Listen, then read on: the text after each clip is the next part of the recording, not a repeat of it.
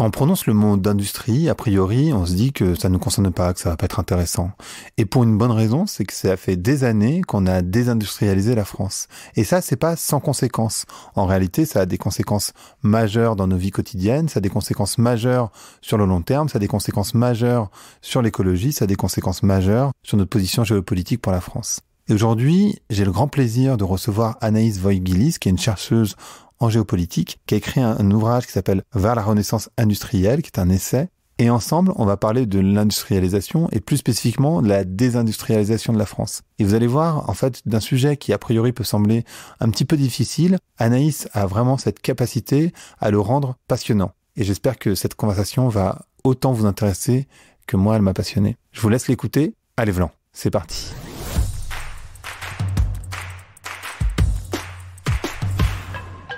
Donc bonjour à toutes et bonjour à tous. Bonjour Anaïs. Bonjour. Comment tu vas aujourd'hui ? Je suis plutôt très en forme aujourd'hui, en ce début d'année un peu gris. Un peu gris, c'est vrai.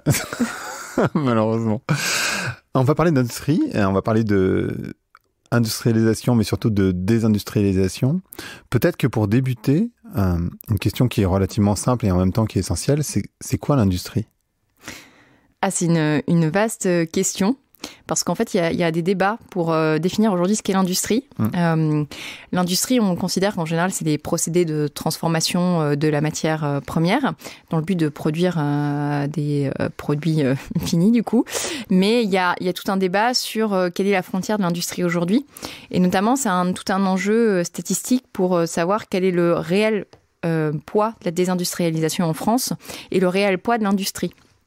Et souvent, quand on parle de l'industrie, le poids de l'industrie dans le PIB, on parle de l'industrie manufacturière, mais il y en a qui plaident pour dire que l'industrie, c'est plus large, avec tout ce qui va être traitement des déchets, de l'eau, l'énergie, etc. Et puis, il y a aussi tout un débat sur les services qu'on pourrait intégrer dans l'industrie, puisqu'on dit que l'industrie a tendance à devenir de plus en plus servicielle.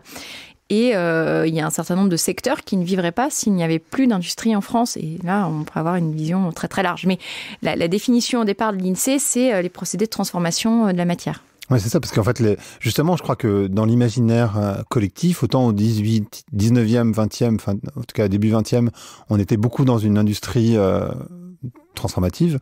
Et puis, après la Seconde Guerre mondiale, finalement, on est allé vers plus une société de services et on a un peu délaissé, justement, on a désindustrialisé la France, parce qu'on s'est dit, en fait, on va produire en Chine, on va produire ailleurs.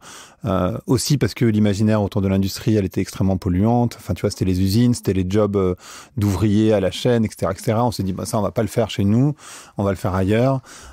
Et finalement, on va se concentrer sur les services.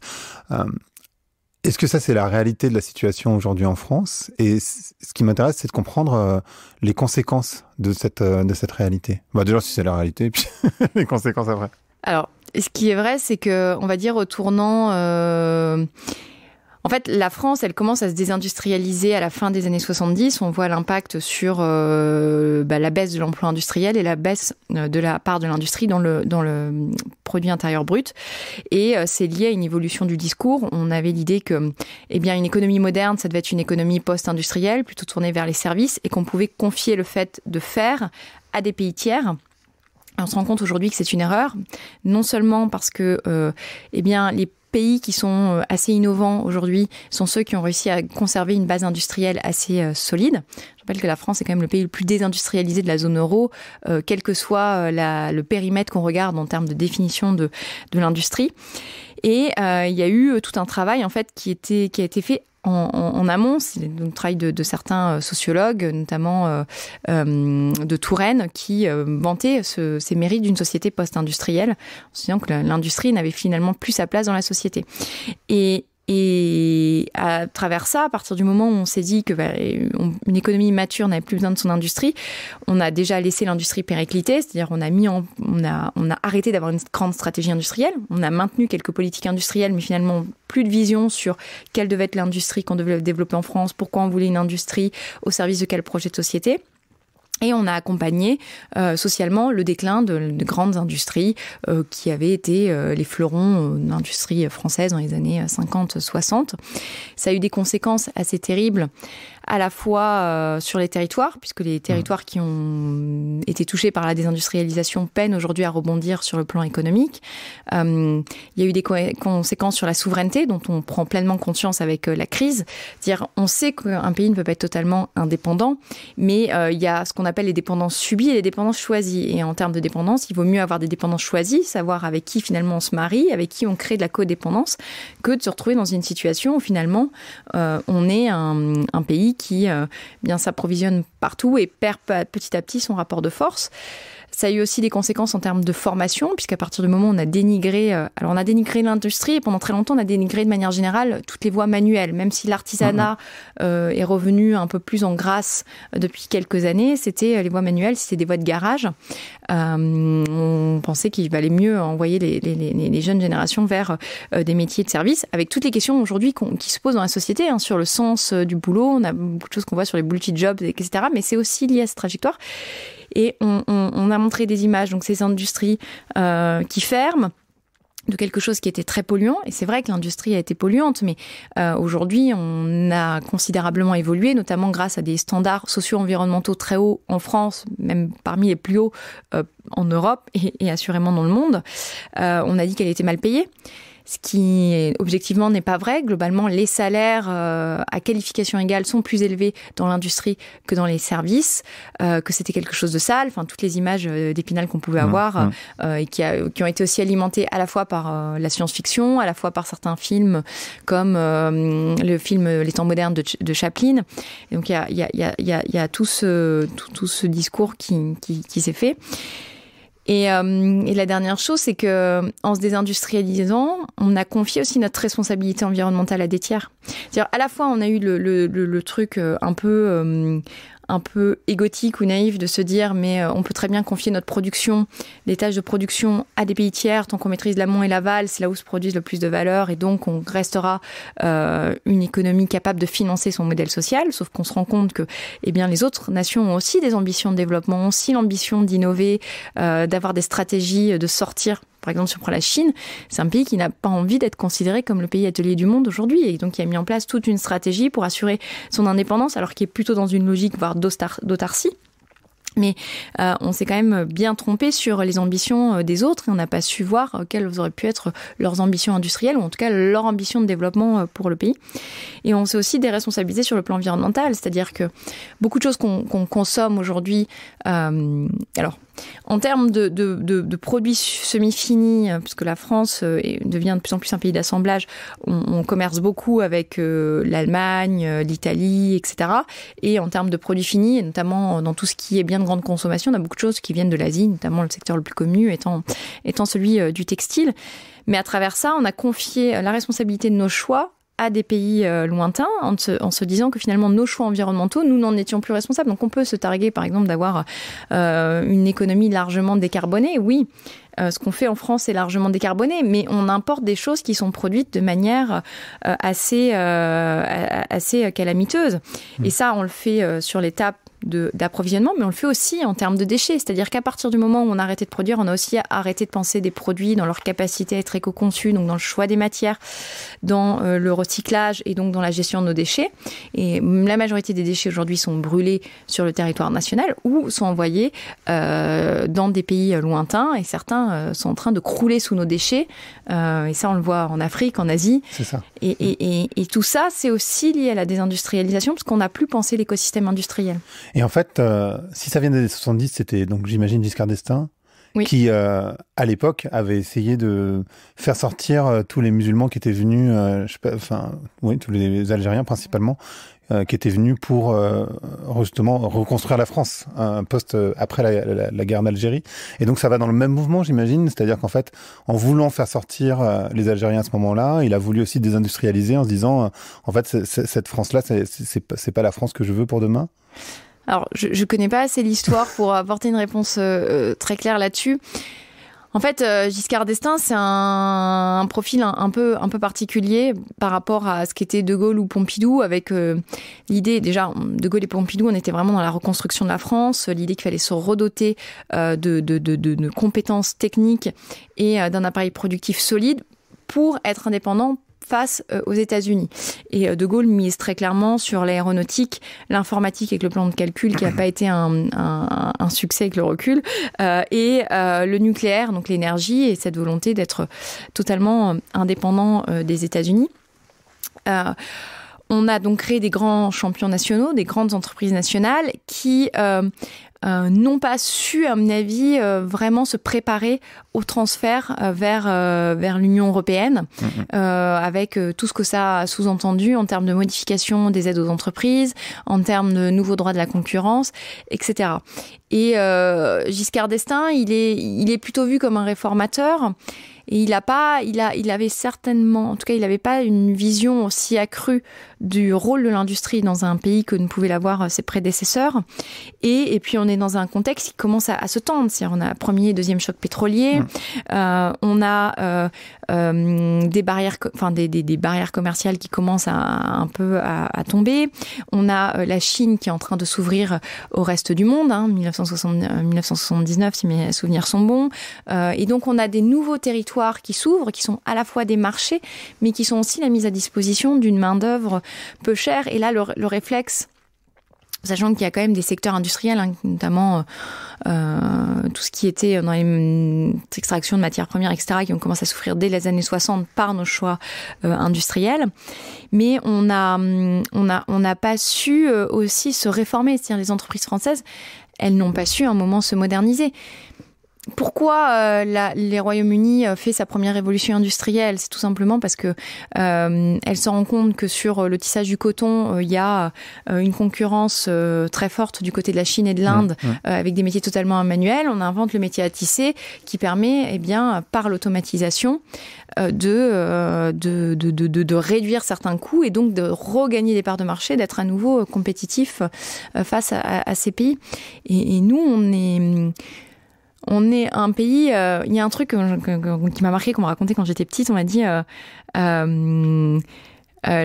pourquoi est-ce que la France a pris le coq comme emblème national? Et le truc dit, c'est parce que c'est le seul animal qui est capable de chanter cocorico les deux pieds dans la merde. Et c'est un côté un peu vulgaire, un peu terre à terre, mais c'est aussi ça. Ça a été aussi ça fondamentalement, c'est-à-dire que la France a laissé détruire son héritage industriel et elle en paye aujourd'hui un lourd tribut.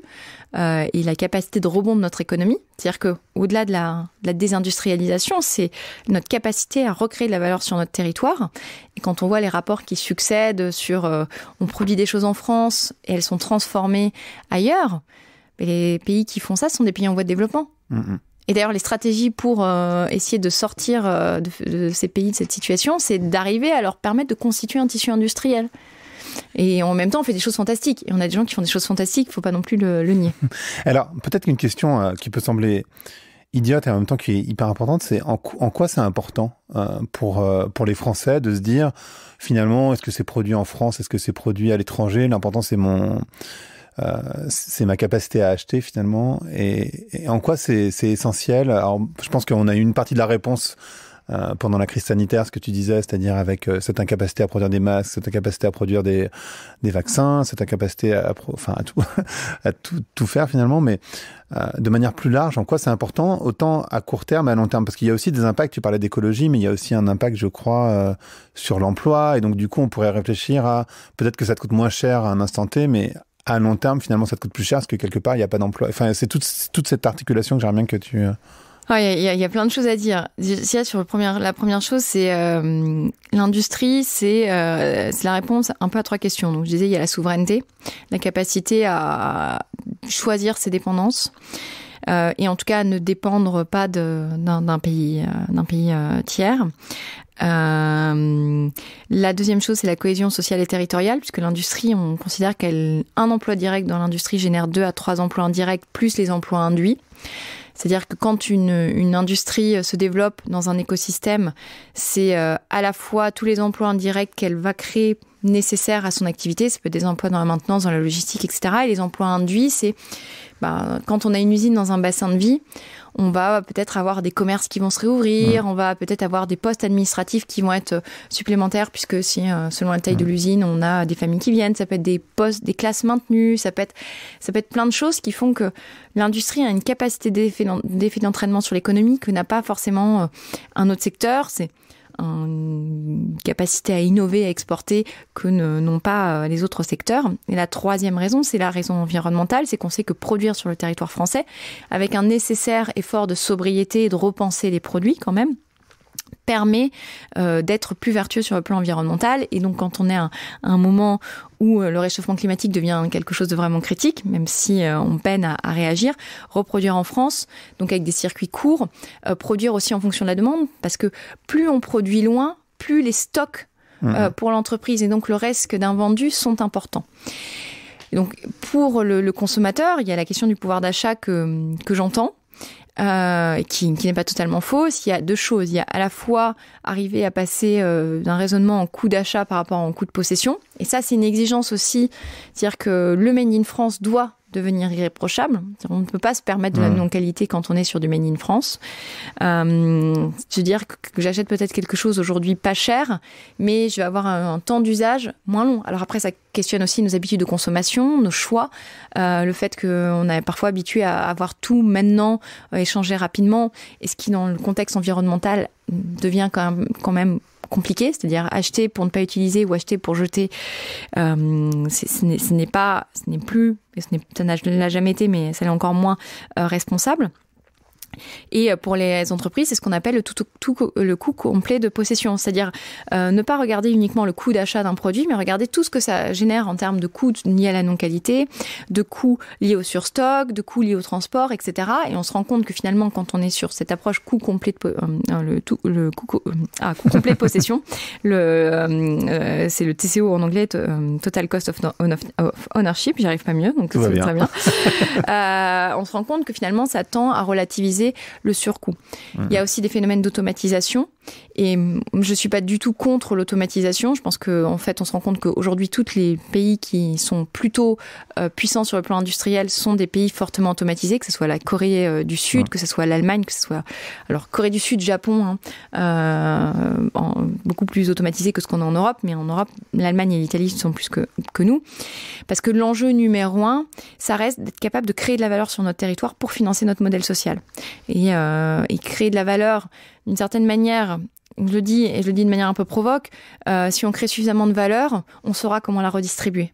Le problème, c'est quand on ne crée plus de valeur et qu'on veut maintenir nos standards sociaux. Là, c'est impossible. On vit dans une situation où on a un État qui s'endette et qui se retrouve dans une situation que la dette n'est pas forcément mauvaise ou demeurant, mais on se retrouve dans une situation où finalement, c'est le cercle vicieux et puis on n'arrive plus à sortir de l'eau et puis on est obligé de faire un certain nombre de coupes budgétaires, de revoir totalement, de repenser totalement notre modèle social. Et je crois que tout le monde y est globalement plutôt attaché. Donc, l'intérêt de l'industrie, c'est cette capacité à créer de la valeur et pour le consommateur de repenser un peu son approche. Et puis, par ailleurs, on a tendance à dire que le Made in France est beaucoup plus cher. Je suis pas sûre que ce soit le cas dans tous les cas. Enfin, il y a un certain nombre de cas où on se rend compte que le Made in France n'est pas forcément plus cher. Ça dépend aussi de ce que le client veut valoriser. Et que si je reprends un exemple très classique du textile, si je regarde à marque à qualité égale, si je compare un jean 1083 ou Dao avec un jean Levi's, le différentiel de prix n'est pas aussi important. Et donc la vocation de la France, mais je crois que fondamentalement la vocation de l'humanité, c'est aussi d'arrêter avec la fast fashion. Donc tout ça pour dire que c'est lié, qu'il n'y a pas de réponse simple. Je suis pas sûre que j'ai forcément éclairé les interlocuteurs, mais il est évident, et encore, parce qu'avec l'impression 3D, maintenant on a une entreprise française qui arrive à sortir des pulls à 20 €. Donc ce qui est quand même très compétitif par rapport à des marques asiatiques. Mais le Made in France, il faut toujours le comparer à qualité égale. Et quand on voit certaines grandes marques qui vendent des pulls de 100 ou 300 € fabriqués en Asie, parce qu'elles doivent financer un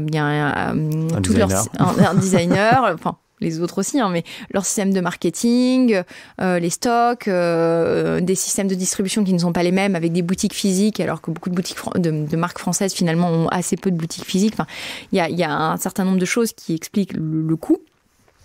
et des choix de marge qui sont pas forcément les mêmes, mais en tout cas c'est fait en Chine et on sait qu'on peut faire face à ces grandes marques des prix tout à fait compétitifs en France. Il faut toujours regarder, ça dépend de ce qu'on regarde dans la chaîne de valeur.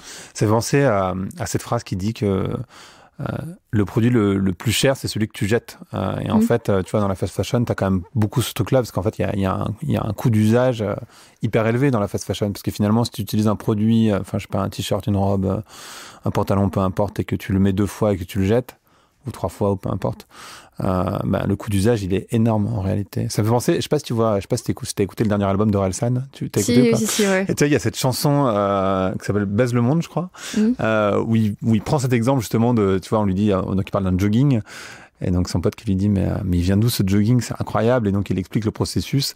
Et en fait la question qui est derrière peut-être c'est de savoir mais comment on peut s'assurer que c'est fait en France, parce que justement dans la chanson, et c'est ce qu'il explique bien, c'est qu'à la fin ils apposent bien le truc made in France, parce qu'il y a un moment donné un designer ou je sais pas trop quoi, où ils mettent un petit bouton à la fin en France, et donc du coup ils ont cette appellation. Mais comment on peut s'assurer que c'est fait en France ? Alors, c'est très compliqué. La traçabilité des produits est complexe et on peut avoir quelque chose qui va être fait en France, qu'on a pas mal d'entreprises françaises, mais avec des matières qui peuvent venir de partout dans le monde. Et il est compliqué pour le producteur, par exemple, qui va faire une chemise ou un jean, de parfois connaître l'origine des matières sur les différentes étapes de transformation, parce qu'on considère qu'il y a en général cette étape dans le textile. Maintenant, il y a des labels qui sont en train d'être développés. Je pense notamment au label qui est développé par France Terre Textile, qui permet d'avoir une traçabilité plus fin. En tout cas, une vision sur le pourcentage de ce qui est des étapes de transformation en France. Ça va aussi passer par une question réglementaire. L'Union européenne, par exemple, n'aime pas trop qu'on ait cette traçabilité globale, puisqu'elle dit il ne faut pas qu'il y ait de discrimination. Alors, je trouve que après la prendre à revers en me disant, en fait, pour que le choix du consommateur soit parfaitement libre et éclairé, il faudrait justement qu'il y ait une transparence totale sur les différentes étapes de transformation, qu'on arrive à constituer des bases de données à la fois par les intrants du côté des douanes, à la fois par des obligations de transparence à l'égard des fournisseurs. Donc il y a des choses qui existent. Il y a aussi le label Origine France Garantie. Il y a quelques initiatives qui sont en train d'émerger. Je pense que ça passera aussi par une clarification de l'aspect réglementaire. Et puis il y a aussi un aspect connaissance de l'écosystème du Made in France, parce que on ne sait pas tout ce qu'on sait faire en France. Il y a encore une diversité d'offres à construire. Aujourd'hui, c'est finalement plus facile pour un homme de s'habiller en Made in France que pour une femme. Alors, d'un côté, passer pour quelqu'un de tout à fait matérialiste et tout à fait simpliste, mais quand on voit, et je parle pas en termes forcément de renouvellement de collection tous les ans, mais on voit qu'aujourd'hui on a tous les ans, toutes les saisons. C'est pas le sens de mon propos, mais on voit qu'il y a quand même une diversité offerte en termes de mode féminine dans toutes les marques qui existent, qu'on a du mal encore à retrouver dans le Made in France, parce que il y a aussi des effets de volume. C'est difficile pour une marque d'offrir une large diversité quand elle n'est pas sûre de vendre. Et donc, il y a des démarches qui sont assez intéressantes, je trouve, qui émergent. C'est toutes les marques qui vont lancer des productions à la demande, c'est-à-dire avec tous les phénomènes de précommande pour éviter d'avoir du surstock, qui vont aussi travailler avec leur base client pour définir les produits que les clients espèrent. Et puis, il y a aussi des marques qui appliquent une transparence totale sur la déclinaison du prix. Je ne sais plus si c'est Opal ou Démocratique qui fait ça, mais c'est 2 marques de t-shirts. Je crois que c'est Opal, où en fait ils ont envoyé une communication à leurs clients où ils disent voilà, un t-shirt c'est tant, voilà le détail en fait de tous les prix, ce qui permet aussi au consommateur de savoir ce qu'il achète derrière. Et on est sur des t-shirts qui sont sur des prix qui arrivent quand même à concurrencer certaines marques réputées et faites à l'étranger. En fait, dans le suivi, dans l'offre à la demande, ça se fait beaucoup déjà dans l'automobile, si je me trompe pas. C'est-à-dire qu'en fait, les voitures, elles sont faites en fonction des commandes, elles sont pas faites. Il n'y a pas de stock de voitures, si Ah si, il y a toujours un peu de stock quand même en automobile. Après, l'automobile fonctionne beaucoup à ce qu'on appelle en flux tiré. Donc, c'est-à-dire que quand ils lancent une production, ils le font. En fait, ils tirent beaucoup sur leur sous-traitants, c'est-à-dire que eux n'ont pas forcément certains stocks, notamment de composants chez eux, c'est les portés par les sous-traitants. Et quand ils lancent la prod, ils appellent les pièces auprès des sous-traitants. Et donc là, normalement, il y a pas de, le délai est très court, ça se fait dans la journée. Mais dans les concessions, il y a quand même toujours un peu de stock. Après, on peut totalement personnaliser sa voiture aujourd'hui en moyennant des délais plus longs. Mais c'est un peu l'avenir. Le sujet, c'est que quand on va sur de la personnalisation très poussée, il y a des jeux d'ordonnancement de production qui sont assez complexes et donc qui sous-entendent quand même une capacité à automatiser le flux entre la prise de commande et l'ordre de production. Et on a en fait beaucoup d'industriels qui sont assez peu matures là-dessus parce qu'ils n'ont pas forcément fait l'investissement, ils voient pas forcément l'intérêt pour les clients, ils connaissent pas forcément les solutions. Et puis les gens qui ont mis ça en place dans des unités de production sont pas forcément légion aujourd'hui sur le marché, en tout cas pas forcément beaucoup être disponible, ce qui fait qu'il n'y a pas toujours une pénétration suffisante notamment auprès des PME et des ETI. Et après, il y a des effets sectoriels. Si je regarde l'automobile, c'est un des secteurs les plus automatisés, comme la chimie ou les semi-conducteurs. Et puis après, on a des secteurs qui sont beaucoup moins automatisés. Et quand on dit l'automobile, on pense là aux constructeurs. Après, il y a les sous-traitants de rang 1 qui sont plutôt automatisé, puis après on a rang 2, rang 3 et on peut avoir très très peu d'automatisation. Et aussi des liens de dépendance souvent très forts. Quand vous êtes Valeo, vous travaillez avec un panel client très large. Quand vous êtes un sous-traitant qui fait par exemple les fonderies, vous êtes souvent en situation de dépendance économique parce que là vous avez travaillé uniquement sur ce secteur et il n'y a pas forcément eu de diversification, pas forcément des clients qui ont aidé à cette diversification, etc. Tu parlais tout à l'heure de la qualité, mais je me souviens de cette phrase de Tim Cook qui disait nos ordinateurs sont faits en Asie, pas tant parce que c'est moins cher, mais parce qu'en fait aux États-Unis on n'a plus du tout la compétence en fait. Et il y a aussi cette perte, c'est-à-dire qu'il y a un moment donné la qualité, je pense qu'il y a cette image d'Épinal, tu vois, pour reprendre l'expression de la Chine, c'est made in China, c'est forcément pourri, mais en fait la réalité c'est qu'aujourd'hui en Chine et dans pas mal d'autres pays d'Asie où on a sous-traité justement cette partie entre guillemets main d'œuvre qu'on trouvait un peu trop sans doute sale pour les Français, aujourd'hui la qualité elle est supérieure à ce qu'on est capable de faire parce qu'on a perdu le savoir-faire, non ? La qualité, la mauvaise qualité, elle est aussi liée au prix qu'on veut mettre dans un produit. C'est-à-dire, c'est comme, si je reprends l'exemple de la nourriture, je parlais de lasagne. Pour information, il est 13h. C'est ça. Les lasagnes, je peux avoir une composition des lasagnes qui va être très différente en fonction que je suis sur le premier prix ou sur quelque chose haut de gamme. Et c'est la même chose pour l'industrie. C'est-à-dire que je paye aussi la qualité, j'ai une qualité pour le prix que je paie. Et c'est aussi là que la désindustrialisation est assez dramatique, c'est-à-dire que en se désindustrialisant, on a arrêté de former, et même sur des métiers traditionnels de l'industrie. Aujourd'hui, on peine à trouver des chaudronniers soudeurs, des régleurs machines, alors qu'on en a besoin fondamentalement avant même de parler de tous les nouveaux métiers qui arrivent dans l'industrie, que ce soit la cybersécurité, tout ce qui est lié à la data, etc. Et on n'a plus su former. Enfin, on forme, mais parfois moins bien. Et dans un phénomène où, certains n'hésitent plus à se localiser, la question va commencer à se poser pour les cadres. C'est-à-dire que les cadres, notamment dans les petits services, pensaient ne pas être touchés. À partir du moment où on autorise le télétravail à 100%, la concurrence, elle ne devient plus que française. C'est-à-dire qu'elle peut venir ou américaine ou anglaise, elle peut venir de l'ensemble du monde. Et ce qu'on voit, c'est que on a des industriels aujourd'hui qui disent oui, moi je vais chercher mon marché, la France, c'est peu dans mon marché. Deux, les ingénieurs indiens ou chinois sont mieux formés, répondent mieux à mes attentes que les ingénieurs français. Mais c'est pour ça que je dis que le constat est un peu dramatique, c'est-à-dire qu'on est un pays qui, par des petits renoncements, en fait, on n'a pas su.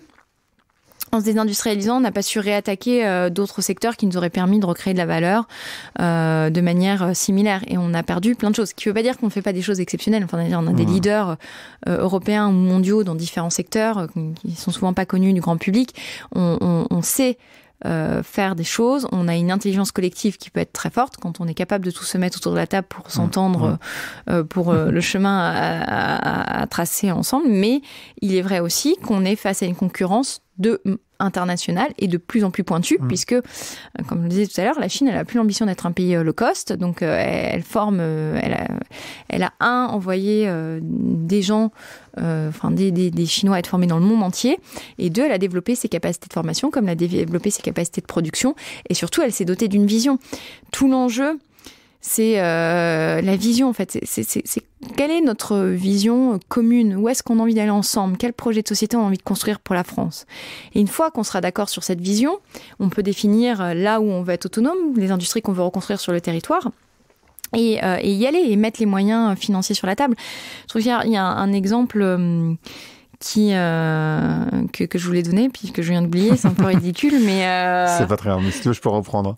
J'allais te dire, justement, j'allais donner un exemple par rapport à ce que tu disais sur la concurrence internationale, qui est sur des entreprises qu'on connaît assez bien, qui sont Google et Facebook, qui depuis le home office, enfin le fait qu'on travaille à la maison, ils ont dit, écoutez, vous savez quoi, vous pouvez bosser de n'importe où vous voulez, mais par contre, on vous paye en fonction du niveau de vie de là où vous vivez. C'est-à-dire que même des entreprises comme Facebook et Google, qui gagnent quand même pas mal d'argent, et évidemment, travailler dans la Silicon Valley, vivre dans la Silicon Valley, c'est extrêmement cher, donc les salaires suivent aussi pour des questions de concurrence, mais aujourd'hui, la décision qu'ils ont prise quand même l'année dernière, c'est de se dire, finalement, si vous décidez de vivre, je sais pas, en Thaïlande, ou si vous décidez de vivre dans un État aux États-Unis qui coûte moins cher, on va vous payer, bien sûr, ce sera toujours très bien, mais ça sera en fonction du niveau de vie. Donc, si vous allez à New York ou à San Francisco, et si vous allez, j'en sais rien, une ville XY aux États-Unis, ce sera pas le même salaire. Et donc, c'est aussi des choses qui peuvent se passer en France, en fait. C'est ça que tu décris. C'est ce qui, c'est déjà des phénomènes qu'on a commencé à voir avec l'externalisation, la création de centres de services partagés en Europe de l'Est. Mais c'est des choses qu'on pourrait avoir sur les bureaux d'études qui existent et qu'on pourrait voir de manière beaucoup plus poussée. Et puis, à partir du moment où les usines ne sont plus localisées sur le territoire national, comme il y a un enjeu quand même très fort à pouvoir faire des échanges entre production et lieu d'innovation, eh bien, certains groupes peuvent être tentés, les gros groupes, les groupes internationaux vont être tentés d'aller localiser leur centre d'innovation, même si en France on a le CIR qui nous préserve à certains égards, pour être tentés d'aller localiser leur production, leur centre d'innovation, donc tout ce qui va être ingénieur, bureau d'études à l'étranger, et on peut le voir en fait sur plein de métiers, c'est-à-dire que là, à un moment la question de à partir du moment où on s'est tous habitués à travailler à distance, la question de la frontière en termes de travail ne se pose plus forcément. Alors, il y a des métiers, bien entendu, qui sont voués à rester sur place, que jusqu'à preuve du contraire, on ne sait pas encore couper des cheveux à distance. Avec des tutos YouTube, on peut tout faire maintenant, mais il y a un besoin cruel pour la France de se réinventer. Et ce qu'on peine à faire, oui, ce que je voulais dire. Pourquoi je dis que c'est vraiment la question de l'industrie, il faut la lier à un projet de société. Quand on regarde ce qui sort, c'est les rapports sortis récemment, que ce soit le rapport du GIEC, il y a eu un rapport de l'ADEME ou de RTE, où à chaque fois on a des scénarios, on se rend bien compte que selon le scénario qu'on prend, on va pas développer les mêmes industries, on va pas faire les mêmes choix. Et il y a un moment, une question aussi d'un pari collectif, de se dire, notre objectif c'est, même si... je sais qu'on n'est pas le pays, la France est plutôt vertueux sur le plan environnemental, même si on peut la critiquer, il y a toujours mieux à faire. Mais il faut se poser la question du chemin qu'on prend ensemble. Et je pense que c'est vraiment des choix de société, parce que quand on regarde certaines prévisions qui sont faites, de dire, l'automobile et l'aéronautique vont plutôt être des secteurs décroissants, mais la rénovation énergétique va être un secteur qui va monter en puissance, etc. On oublie de dire, 1, quels sont les coûts de cette transition, 2, l'acceptabilité sociale de cette transition, 3, les conséquences géographiques. Pourquoi l'acceptabilité sociale? C'est quand vous êtes ingénieur chez Airbus, vous n'avez pas forcément envie de vous reconvertir dans la rénovation énergétique. C'est des métiers totalement différents, donc il faut réapprendre. Les standards de vie ne seront peut-être pas les mêmes. Est-ce que les gens sont prêts à accepter, et quel est le discours qu'on met derrière ça? Conséquences géographiques, quand on regarde l'automobile ou l'aéronautique, et surtout l'aéronautique, on est plutôt sur des phénomènes de concentration géographique. Et derrière, on parle de choses qui vont créer de l'emploi, mais de manière diffuse sur l'ensemble du territoire. Donc on a potentiellement, si on suit ces logiques, des territoires qui pourraient rentrer en crise, parce que il y a certaines activités qui prennent énormément de place dans la valeur ajoutée du territoire, et d'autres qui, voilà, on va recréer à petite dose sur l'ensemble du territoire. Et donc, c'est une question de la mobilité des gens qu'on peut se poser à travers ça. Et si on prend pas le temps de résoudre ces questions qui sont fondamentales, qui sont peut-être terre à terre, on va peut-être me dire que c'est pas l'urgence, etc. Mais pour beaucoup de gens, c'est aussi ça qui freine, et pour beaucoup d'entreprises, la transition.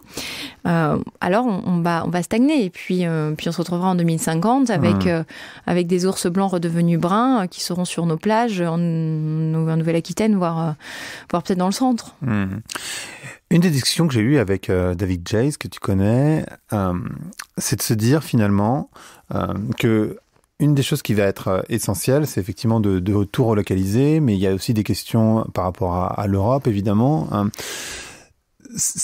Il y a plusieurs questions. La première, c'est qu'on a parlé tout à l'heure du Giscard d'Estaing, mais on a bien vu que finalement, que ce soit de droite ou de gauche, finalement, on n'a pas réindustrialisé la France, on a laissé faire, ou en tout cas, on a continué à désindustrialiser. Peut-être que tu pourrais expliquer l'exemple d'Alstom, je suis pas certain que tout le monde le connaisse, en tout cas parmi les gens qui nous écoutent, et voir jusqu'où ça va, cette désindustrialisation.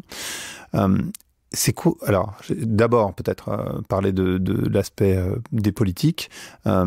Pourquoi ils prennent pas la mesure, et comment on pourrait faire, en fait, ou quelles décisions ils pourraient prendre pour faire changer le chemin. Et après, on parlera de l'Europe. Je pense que c'est un sujet aussi intéressant. Ah oui, il y a un sujet, c'est moi je suis pas convaincue. Bon, on va pas tout relocaliser. En fait, encore une fois, ça dépend du modèle de société qu'on choisit, de nos besoins de consommation, de comment on gère nos rapports avec des grandes puissances géopolitiques comme la Chine, les États-Unis. Il y a pas forcément un intérêt à tout relocaliser sur le territoire français. Moi, je raisonne toujours plutôt en création de points de dépendance, c'est-à-dire repartir de nos avantages comparatifs pour remonter en amont, en aval des chaînes de valeur, plutôt que de rapatrier sur le territoire des activités qui vont être plutôt des activités d'assemblage. Quand je regarde les batteries pour véhicules électriques, c'est quand même plutôt des activités d'assemblage de cellules de batterie qui viennent d'Asie. Et donc la création de valeur pour la France, elle n'est pas aussi importante que si on faisait les batteries, les cellules de batterie sur le territoire national. Et puis ça pose des questions sur jusqu'où on va dans la réflexion. Parce qu'en fait, si on veut tout relocaliser, et personne n'y croit, c'est aussi se poser des questions sur les approvisionnements en matières premières. Donc soit être capable de sortir de l'usage de certaines matières premières qu'on ne sait pas faire en France ou en Europe, en inventant d'autres systèmes, soit les opérer en France, mais je pense que quand le débat sur les mines est quasiment impossible à tenir, soit continuer à s'approvisionner ailleurs, sauf qu'aujourd'hui la Chine a une stratégie très forte de maîtrise des approvisionnements de matières premières et de contrôle, c'est-à-dire pays qui est largement dominant sur la majorité des étapes d'extraction et de raffinage des matières premières dites critiques. Et d'ailleurs, on a vu une entreprise américaine qui a eu une réflexion pour se dire comment être autonome. C'est aussi maîtriser ses approvisionnements. C'est le cas de Tesla. Donc, raisonner à partir de ces avantages comparatifs et de se dire quels sont les points bloquants dans la chaîne de valeur. Si je prends par exemple les semi-conducteurs, aujourd'hui tout le monde dit qu'il faut remettre des usines de semi-conducteurs en France. Alors, on a quelques capacités de production entre Infineon et ST Microelectronics. Et la question, c'est mettre des fonderies pour faire des semi-conducteurs, mais quel type de semi-conducteurs? Pour quel marché? Est-ce que nous, on doit faire du moins de 5 nanomètres sur lequel nos entreprises européennes ne savent pas faire? Donc ça veut dire faire un partenariat avec Intel ou TSMC, le taïwanais. Ou est-ce que c'est se dire on veut approvisionner, nous on fait plutôt, on utilise plutôt des semi-conducteurs plus gros, donc on va plutôt s'approvisionner, développer maintenir ses capacités de production, puis faire des partenariats stratégiques avec TSMC ou Intel ou d'autres. Donc ça c'est un premier débat. Et puis la deuxième chose, c'est de se dire mais en Europe, on maîtrise certains points clés de la chaîne de valeur du semi-conducteur. On approvisionne des entreprises, que ce soit aux Pays-Bas, que ce soit des petites entreprises françaises dont j'ai momentanément oublié le nom. D'ailleurs, on a une grosse capacité de recherche en la matière autour de Grenoble. On a des capacités en Allemagne. Est-ce que la réflexion, c'est pas plutôt de se dire, plutôt que de tout maîtriser, on va renforcer ce qu'on maîtrise déjà parce que les autres ne le maîtrisent pas. Et donc, ça nous rend incontournables. et on va on va créer un rapport de force en disant ok, si vous nous approvisionnez pas nos semi-conducteurs, même si c'est les gros trucs là que vous voulez pas faire parce que ça crée moins de valeur, et ben nous on bloque certaines choses en sortie de ligne de production et vous allez être bloqué. C'est ce type de réflexion qu'on peut avoir, et puis c'est aussi de se doter des moyens de faire des acquisitions stratégiques comme l'ont fait les États-Unis ou la Chine en Europe. Dire par exemple, il y a une entreprise stratégique dans le semi-conducteur qui s'appelle ARM, qui est une entreprise britannique à capitaux japonais, il me semble. Les États-Unis ont voulu la racheter. Et le Royaume-Uni a dit non, entreprise d'intérêt stratégique, pas de vente possible. Pourquoi est-ce que c'est pas une entreprise européenne qui se positionnerait à travers peut-être un fonds souverain européen ou fonds souverain national pour racheter ce type d'entreprise? Et c'est ces réflexions qu'on doit avoir à l'échelle nationale. Et puis toujours avoir une réflexion en termes d'écosystème. Là, on a un gros débat sur l'hydrogène. Le débat, il tourne beaucoup sur nos capacités de production d'hydrogène. Donc, produire les moyens de produire de l'hydrogène et développer les lieux de production pour l'hydrogène. Mais l'hydrogène, l'enjeu, c'est aussi l'utilisation par les industries lourdes, mais par les mobilités lourdes. Donc, les camions de demain, les avions de demain, même si en termes d'hydrogène, c'est peut-être plus compliqué d'avoir un avion. Les bateaux pour le fret maritime, les trains. Mais ça, il faut développer des applications françaises. Et on en parle assez peu dans le débat public, parce que demain, je peux être le leader mondial de la production d'hydrogène. Si tous mes produits viennent du reste du monde, alors je ne vais pas résoudre mon problème de dépendance et de souveraineté, je ne vais pas résoudre mon problème de balance commerciale, et je ne fais que... je serai leader quelque part, comme j'ai été leader dans la production d'électricité décarbonée, mais je ne serai pas forcément en indépendant là-dessus. Et donc, il faut mettre des moyens sur la table, mais ça sous-entend encore d'avoir une vision de là où on veut aller collectivement. Ouais, parce qu'effectivement, on a l'air liquide. Et en fait, c'est là où je voulais en venir, c'est que quelque part, tu vois, la discussion qu'on a avec David, c'est de se dire, autant sous De Gaulle, et je suis pas un grand fanat du retour à De Gaulle, parce que je sais que tous les politiques, ils font la référence et ça me fatigue, parce que ça fait une petite période maintenant qu'il est plus là. Mais il y avait un commissariat au plan. Et la Chine, justement, tu vois, où on prend en référence, en fait, la Chine, c'est un pays où ils ont cette logique à très long terme. Et ça fait toute la différence, parce que j'ai l'impression que justement, ce qui nous manque en France, mais de manière plus générale en Europe, c'est une vision long terme. Est-ce que c'est aussi ça le problème? C'est-à-dire de se dire, en fait, chaque politique qui passe, ils ont voilà, parce qu'en 5 ans, on peut pas révolutionner un pays, évidemment, mais ils apportent, ou ils enlèvent, je sais pas, des petites choses, mais finalement, il n'y a pas de vision à long terme. Il manque cette vision, ou un ministère du long terme, quoi, entre guillemets, c'est censé être le rôle... Du plan. C'est ça. Ouais, non, je ne faut pas me lancer sur De Gaulle. J'ai beaucoup de respect pour De Gaulle et Pompidou, mais j'aimerais bien qu'on ait d'autres références, parce que ça fait quand même pas trop rêver. Puis on est dans un contexte totalement différent. Enfin, on a une crise climatique qui est sévère. C'est ça. C'est un peu, ça me semble toujours un peu hors de propos. Et puis les gens qui se réfèrent à De Gaulle ont souvent été aussi au pouvoir et donc avaient la capacité de faire autre chose et ne l'ont pas toujours fait. Donc c'est bien mignon de se référer à quelque chose. On peut toujours se référer de quelqu'un. Si on ne se réfère pas à certaines de ces stratégies, c'est plus dommageable. En fait, il y a la vision de long terme et il y a la vision systémique, globale. La Chine a en effet un effort de planification très fort, comme la Corée. La Corée a décidé, tous les 10 ans de miser sur un secteur clé, comme elle avait fait sur l'électronique, ce qui lui a permis quand même de créer deux grands champions. Et il y a aussi cette vision globale, comme peut l'avoir le Japon, c'est-à-dire une vision de l'industrie qui n'est pas seulement l'industrie, c'est-à-dire penser l'industrie avec quelles sont les conséquences en termes d'infrastructure. Je veux miser sur l'hydrogène ou je veux miser sur le véhicule électrique. Ça sous-entend de développer des infrastructures d'approvisionnement en électricité. Production, capacité à produire, s'assurer qu'avec nos installations de production d'électricité, aujourd'hui, on sera capable de produire suffisamment d'électricité pour toutes les applications qui vont utiliser l'électricité demain et dont la production d'hydrogène. C'est avoir un plan de développement des infrastructures. C'est-à-dire quand on regarde pourquoi le véhicule électrique peine à être aussi développé en France, c'est parce que tout le monde se dit mais si je veux traverser la France, où est-ce que je vais recharger ma bagnole, Il suffit d'aller voir sur une aire d'autoroute en week-end de pointe, 2 bornes, l'air pleine. Donc ça pose des questions pour les gens, la capacité aussi du réseau derrière, jusqu'au bout de supporter cette charge des voitures tout en ayant une activité normale. La même question va se poser sur l'hydrogène. C'est aussi les infrastructures du fret ferroviaire, fret maritime, donc les ports, la question des routes, de la logistique, c'est la question de la formation. Et c'est toutes ces questions qu'on doit se poser à travers la question de la réindustrialisation et qu'on fait assez peu. Et la vision de long terme qu'on peine à avoir, c'est-à-dire la capacité à anticiper aussi les raisonnements, les retournements de marché. Et qu'on n'a pas. Alors, on a remis le Haut-Commissariat au plan. Le problème, c'est que le Haut-Commissariat au plan, normalement, quel est son lien avec les autres institutions? Quel est son lien avec France Stratégie, qui est normalement l'héritière du Haut-Commissariat du Commissariat au plan de l'époque Gaullon-Pompidolienne? Quel est son lien, par exemple, avec France 2030? On annonce 10 priorités dans le cadre de France 2030. On veut mettre 30 milliards sur la table. Quel est le rôle du plan? Il faut sortir le temps industriel qui est par nature long du temps politique. Et ça, on ne sait pas le faire.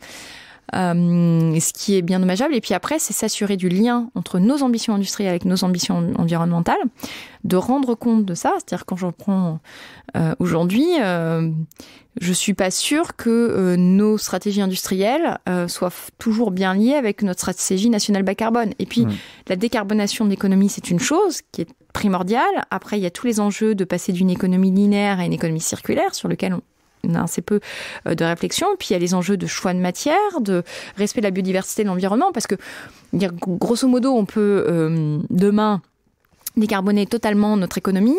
On a quand même tellement flingué la biodiversité et pollué les océans que ça va quand même être un petit peu compliqué. Il faut aussi se poser ces questions et pas limiter le débat à la décarbonation comme on a tendance à le faire, et donc lier les deux. C'est-à-dire que nos ambitions industrielles sont bien liées avec nos ambitions environnementales, et c'est particulièrement vrai à l'échelle européenne, où la Commission nous a inventé un truc magnifique qui s'appelle l'autonomie stratégique, pour pas dire le mot souveraineté, globalement un gros mot visiblement.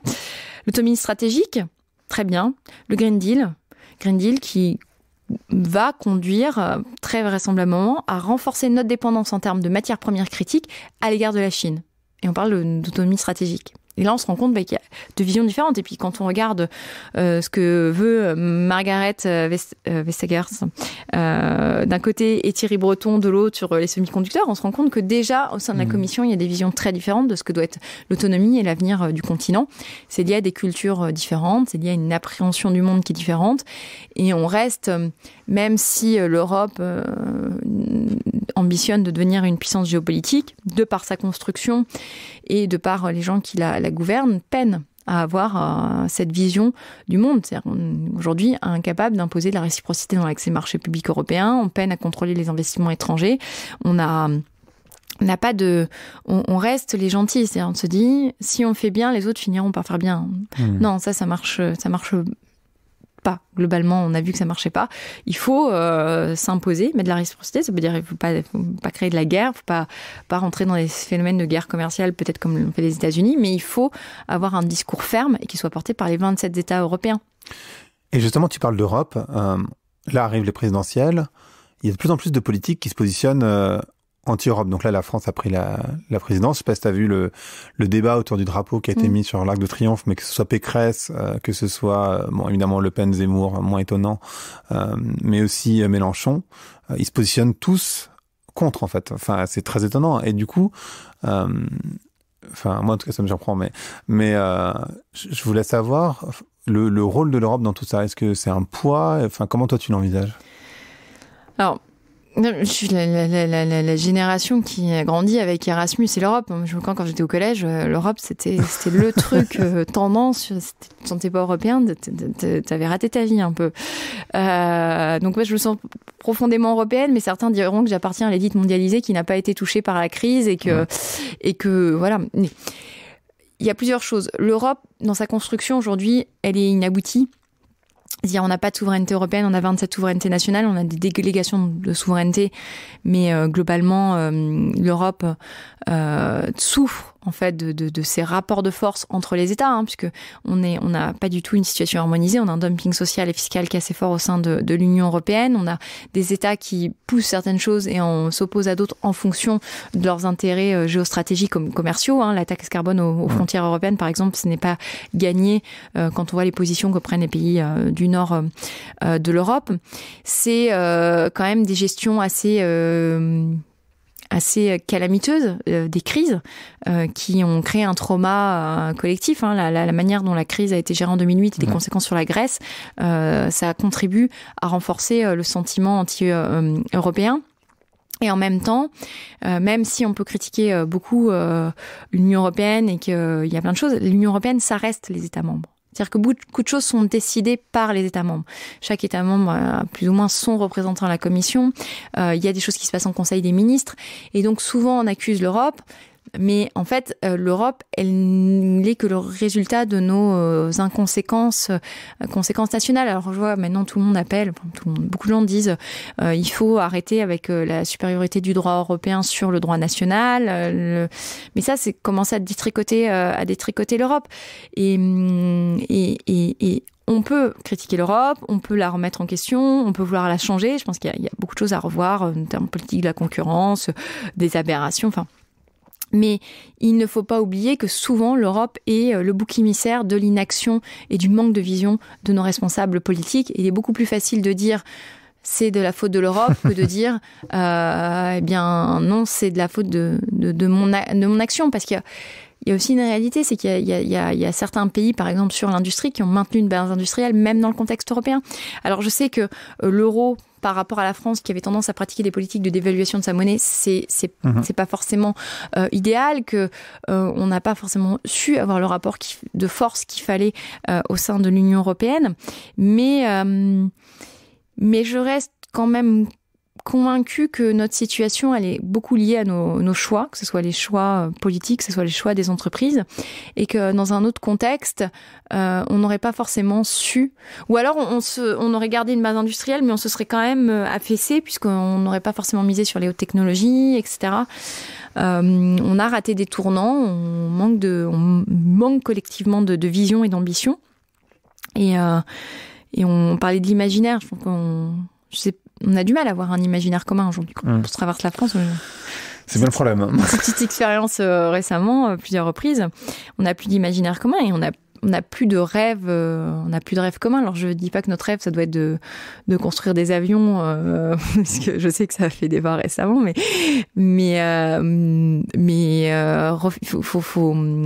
la réindustrialisation, elle passe aussi par la capacité de refaire nation et de recréer un discours qui nous entraîne tous avec du sens, c'est-à-dire peut-être pas être fier d'être français, mais en tout cas c'est la fierté de contribuer à quelque chose qui nous dépasse et qui nous donne envie de nous lever tous les matins. Et il y a une question sur l'Europe aussi que je me pose, enfin en tout cas moi c'est la réponse que je donne, c'est que peut-être, mais en réalité face à la Chine, face aux États-Unis, je vois pas comment la France toute seule pourrait faire mieux que l'Europe ensemble. Enfin, il y a aussi cette question-là, non, peut-être? Alors, c'est un débat. Je suis pas convaincue qu'on saurait faire mieux seul. C'est-à-dire qu'on a une capacité à l'échelle européenne à massifier les moyens humains et financiers, mais qu'on exploite assez peu. Et en même temps, on pourrait dire, mais un pays comme le Japon, un pays comme la Corée du Sud arrive à être des puissances industrielles, seules. Donc ça conditionne des choix. Naturellement, j'ai envie de croire qu'on peut faire des choses à l'échelle européenne parce qu'on a une taille de marché qui nous permet de créer un rapport de force, de tester des choses, etc. Mais il faut qu'on ait 27 pays qui aient envie de marcher dans la même direction. On n'arrive pas à se projeter de manière commune. On voit que tout, et c'est difficile, ça a été difficile. Bon, ils ont réussi à s'entendre sur le plan de relance, mais c'est difficile d'avoir une vision commune. On a quand même aussi des oppositions qui se créent sur la notion d'état de droit, sur ce que sont les valeurs européennes. Et donc là, le risque, c'est comme on n'a pas une histoire assez solide, ce qu'il y a sur un billet de 20 €, je n'ai pas de billet sur ma... Regardez, ça parle pas. C'est des figures qui ne parlent pas forcément à l'ensemble des Européens, et on a du mal à créer des symboles européens en dehors du drapeau, mais qui est très clivant dans tous les pays d'Europe. On a du mal à créer des symboles européens communs. Qu'est-ce qui fait qu'aujourd'hui, quand un Français croise un autre Français à l'autre bout du monde, ça va devenir son meilleur pote? Quand vous croisez un Allemand à l'autre bout du monde, c'est un Européen, ça va pas devenir votre pote. Vous allez penser à ses chaussettes, dans ses sandales. Le paysage qu'on dresse là, il est assez négatif. Est-ce qu'il y a des raisons de se réjouir? Enfin, tu vois, des choses, parce qu'en fait, on a vite fait faire du bashing, tu vois, en particulier en France. Est-ce qu'il y a déjà, il y a des choses, tu disais, où on est extrêmement fort. On a des super ingénieurs, en particulier en IA. Est-ce qu'il y a d'autres éléments sur lesquels on peut s'appuyer et se dire, ouais, en fait, il y a quand même, voilà, un truc qui va dans le bon sens, quoi. On a, si on regarde sur le plan industriel, on a quand même aussi encore une culture industrielle. On a des grands groupes qui contribuent quand même à faire rayonner la France dans le monde, même si on aimerait qu'ils soient plus solidaires de leurs écosystèmes. Ils sont quand même des grands groupes qui ont aussi une capacité à innover. On a des startups. Et alors là, le sujet, c'est toujours, est-ce qu'on peut leur donner de l'argent, notamment startups industrielles dans les phases d'amorçage, mais on a des gens qui innovent sur le territoire. Et puis après, sur des industries, on a, j'aime bien donner cet exemple, on a quand même le leader mondial, par exemple, du Parc Med qui est en France. Alors certes, on aime dire que c'est plutôt une activité un peu d'assemblage qui s'appelle Flowbird, qui est une entreprise assez merveilleuse, mais on a des entreprises qui maîtrisent des techniques de pointe, que ce soit dans les sujets de métallurgie, de mécanique de précision. On maîtrise encore beaucoup de choses en France. Souvent, on dit on sait plus faire. Si, on sait encore faire énormément de choses. Sauf que le problème, c'est qu'aujourd'hui, le savoir-faire repose sur des toutes petites entreprises qui servent des marchés plutôt restreints. Et l'enjeu, c'est aussi de faire croître certaines entreprises en leur donnant, en remplissant les carnets de commandes, ce genre de choses, et que les commandes ne soient pas forcément anecdotiques, parce que parfois, on se tourne vers elles pour de l'urgence ou de la petite série. Il y a tout ça. Puis je crois quand même, depuis la crise, on a retrouvé une certaine envie d'innover, de faire en France. On a peut-être plus aujourd'hui qu'avant envie de bouger les lignes. Et puis la France dans le monde, ça veut encore dire quelque chose. Mm-hmm. Donc il y a bien sûr des raisons d'espérer. C'est vrai que dire qu'on dit tout ça, je suis un peu négative, ça met pas forcément de bonne humeur là, surtout un 4 janvier. Mais on a des raisons d'espérer, de penser qu'on peut faire des choses. On a quand même su inventer le Caravelle, le Concorde, le TGV, les centrales nucléaires, quoi qu'on en pense du nucléaire. On est un pays qui, quand il sait s'entendre, sait faire de grandes choses. Mais pour ça, je crois qu'il faut réapprendre à travailler ensemble, à se parler, à casser les frontières habituelles, que les universités arrêtent de regarder bizarrement les entreprises, que les entreprises arrêtent de penser que les universités sont des gens qui ne font rien. On fait plein de choses à l'université. On a des centres de recherche fondamentale qui gagneraient à être traduits en application. On sait faire des choses et on a envie de faire des choses. Maintenant, il faut retrouver cette envie de le faire collectivement au service du rayonnement du pays. Et si c'est pas au service du rayonnement de notre pays, c'est au moins au service du maintien de notre modèle social. C'est quoi la question qu'on te pose pas et que tu aimerais qu'on nous pose ? Ah, la question qu'on me pose pas, je sais pas, on me pose toujours trop de questions. Je sais pas s'il y a une question que j'aimerais pas qu'on me pose. Non, que t'aimerais qu'on te pose, justement. Oui, mais je sais pas s'il y a une question que j'aimerais qu'on me pose en particulier. Je sais pas. C'est une très bonne question. C'est peut-être ça la question que j'attendais. Non, je pense qu'il y a des questions qu'on commence juste à aborder, mais qu'on fait mal. Et moi, des choses qui me tiennent à cœur, c'est la notion d'imaginaire, la notion de rêve, c'est-à-dire la capacité aussi de s'extraire parfois de choses terre à terre pour se donner une capacité à se projeter. Alors, j'aimerais qu'on pose la question, j'ai pas forcément la réponse, ceci dit, mais ça me semble important, c'est-à-dire le rêve, on se dit, il y a quelque chose d'enfantin, et en même temps, c'est souvent des grands rêves, ou la volonté de répondre à des grands projets de société, des grands défis de société, qui ont créé les plus belles innovations. Et pour moi, une société qui ne rêve plus, et j'ai le sentiment que la France, en tout cas collectivement, a perdu cette capacité à se doter de grands rêves. Eh bien, c'est une société qui se meurt, pour finir de vous donner une touche de joie et de bonne humeur. Merci Naïs, on est ravis. En 2022, d'année. Non, mais c'est pas perdu. Je pense qu'on a un pays qui est en train de rebondir. La question, c'est qu'on n'a plus forcément le temps, à la fois par rapport à ce que font les autres, puisqu'on est en retard sur un certain nombre de secteurs, et à la fois parce qu'on a une question climatique pour laquelle on s'est dit les petits pas, ça allait marcher. On a essayé les petits pas, ça n'a pas produit ce qu'il fallait. Donc maintenant, c'est des grands pas, et des grands pas qui coûtent très cher. Mais il faut se doter de cette capacité à se donner des représentations collectives positives, à se projeter dans l'avenir. Et je pense que ça sera aussi rassurant, parce que on est une période où ma génération, mais je pense encore plus les générations après la mienne, où on voit beaucoup de gens qui sont angoissés sur la question du climat, etc. Donc ça prouve bien qu'on n'arrive plus à se doter de cette capacité de projection sur un futur désirable. bifurquer. Mais c'est aussi peut-être parce que ceux qui décident sont pas ceux qui auront assumé les conséquences. N'est-ce pas? Mais cette idée d'imaginaire, elle est hyper importante pour moi aussi. Donc, je vois très bien. Et effectivement, c'est en fait l'imaginaire, avoir un imaginaire, une vision à long terme, on va dire. C'est le seul élément qui peut te faire des efforts à court terme. C'est-à-dire que tu dois pouvoir, enfin je pense en tant que peuple, mais ça marche aussi au niveau individuel, on pourrait se dire, j'en sais rien, un truc hyper bateau aussi, on va rester dans les exemples bateau, mais tu vois, de te dire, bah tiens, j'ai envie d'avoir ce corps-là, mais bon, ça va me prendre X temps, bah du coup, ça va justifier les efforts de sport, de nutrition entre les deux. Et peut-être que, oui, ça sera des contraintes dans une certaine mesure, qui vont à la fin devenir un plaisir pour que, in fine, j'ai ce corps-là. Bon, je dis pas que c'est l'exemple le meilleur, mais en tout cas, c'est juste pour dire que ça peut être intéressant d'avoir cet imaginaire, en fait, de modifier l'imaginaire. En fait, ça t'oblige à poser déjà, tu as une vision de là où tu veux aller, donc de poser des jalons sur les différentes étapes pour y aller, d'essayer de mesurer l'atteinte de tes objectifs. Et en fait, la question pour l'imaginaire, elle est toujours liée au pourquoi.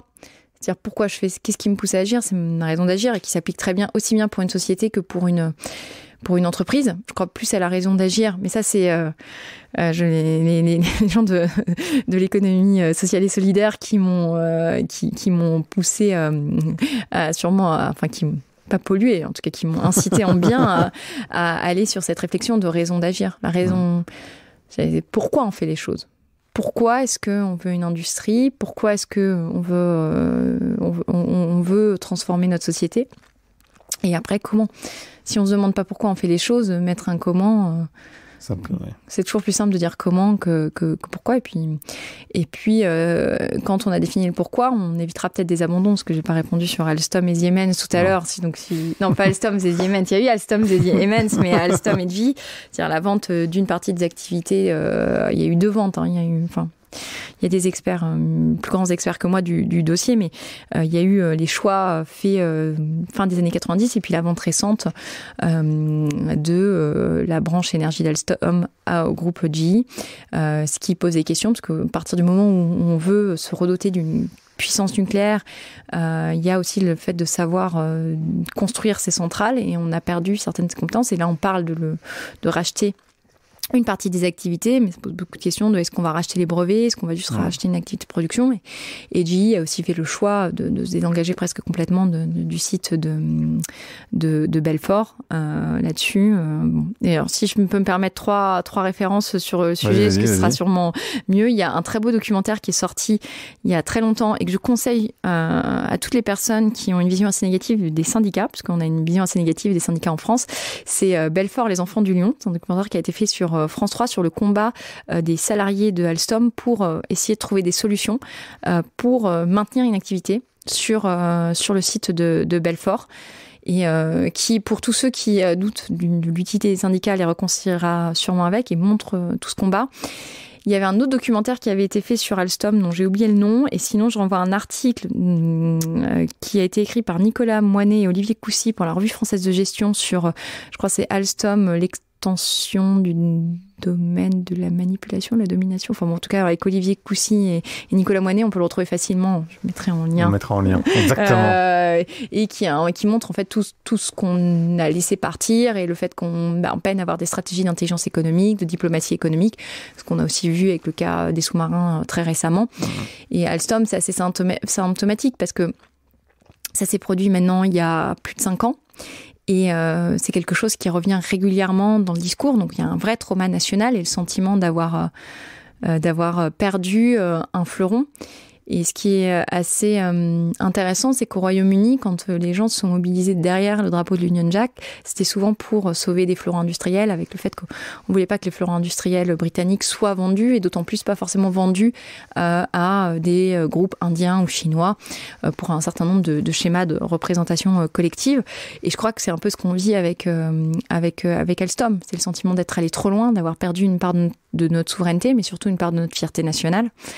et donc de notre capacité à rebondir. C'est important, la représentation, la manière dont un pays, son peuple sont capables de se projeter dans le monde. Et je crois que là, il y a un profond sentiment de déclassement en France. Et d'ailleurs, c'est là-dessus que surfent les partis d'extrême droite, de dire, voilà, on est déclassé, on va rebondir. Bon, je pense que leurs solutions pour rebondir sont pas les mieux. L'autarcie, ça marche pas très bien. Mais après, on peut tester si. Enfin, j'espère pas, parce que là, on arrive près d'avril 2022, donc on va pas tester ce genre de choses. Ils peuvent tester tout seuls au loin, quoi. C'est ça, ils peuvent tester chez eux dans une maison à la campagne. Voilà, dans leur salle de bain, voir ce que ça donne. Pour voir. Ce podcast s'appelle Vlan, donc j'aimerais savoir à quoi tu veux ouvrir et où claquer la porte. Ah, je veux claquer la porte à tous les gens qui nous font des références à des vieux cartes qui ont été des personnes lumineuses, mais maintenant il faut se créer de nouveaux référentiels. Ça veut pas dire qu'on doit les jeter à la benne, mais il faut créer d'autres choses. C'est-à-dire, il faut aussi donner de nouvelles aspirations aux jeunes générations. Et ouvrir la porte, je pense à un truc hyper cuculapraline, mais un avenir rayonnant pour tous nos concitoyens, en tout cas nous doter d'une nouvelle capacité à rêver, à reconstruire ensemble le pays, tout en je pense, en recréant un compromis national autour de l'industrie, mais aussi une manière de revivre différemment avec la nature et notre environnement. Parfait. Merci beaucoup, Anaïs. Non, mais si, c'est super. Merci beaucoup. Merci à toi. Merci d'avoir écouté Vlan.